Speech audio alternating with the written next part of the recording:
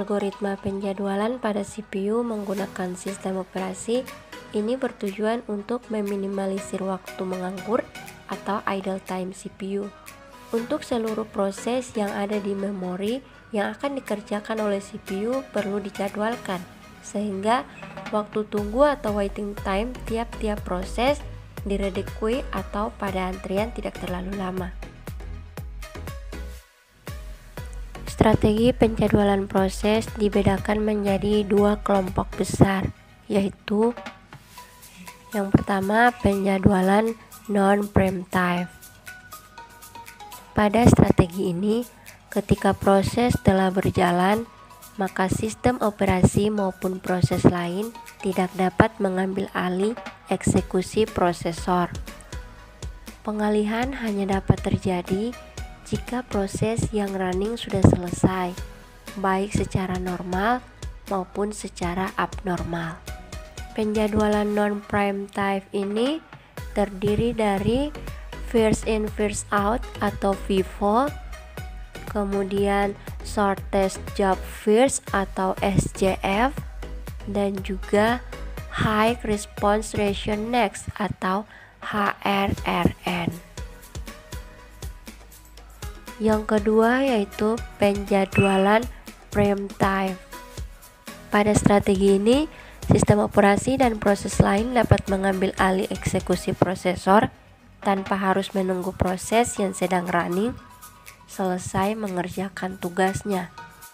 Dalam penjadwalan ini terdiri dari yang pertama round robin atau RR, yang kedua shortest remaining time first atau SRTF, yang ketiga multi-level feedback queues atau MFQ, yang keempat priority scheduling atau PS, dan yang kelima adalah guaranteed scheduling atau GS.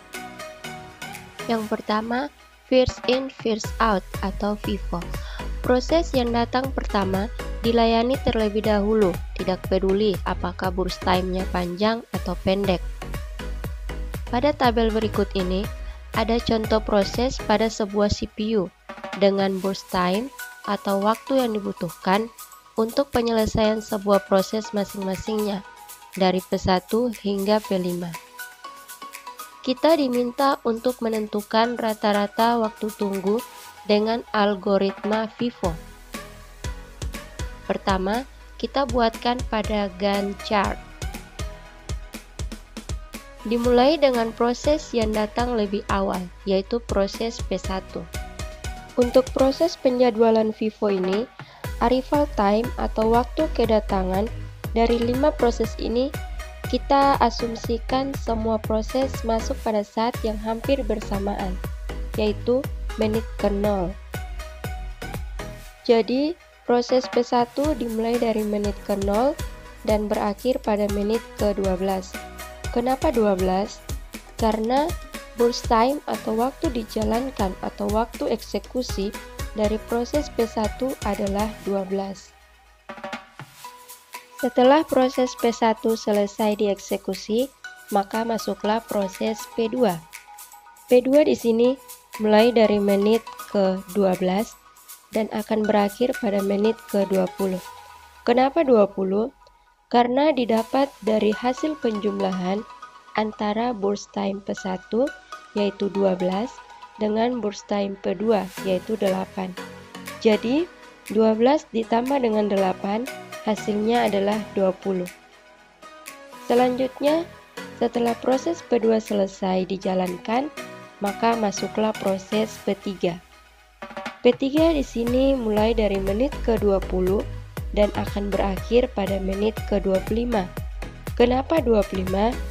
Karena proses P3 dimulai dari menit ke-20 dan burst time dari P3 adalah 5, jadi 20 ditambah 5 hasilnya adalah 25.